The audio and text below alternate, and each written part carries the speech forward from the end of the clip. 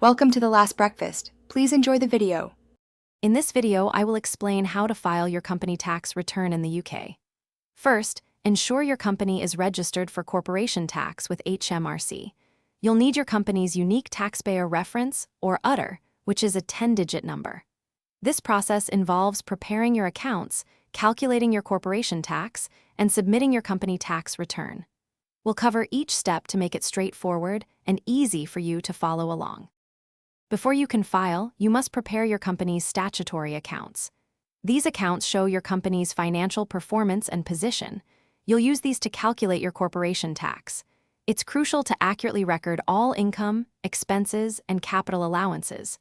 Having organized records, such as invoices and bank statements, will make this step much smoother. This preparation is key to a correct and compliant submission.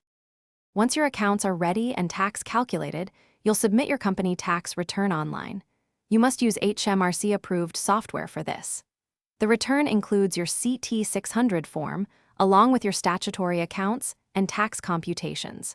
Double-check all the details to avoid errors, as mistakes can lead to penalties. This digital submission ensures your return reaches HMRC efficiently and securely.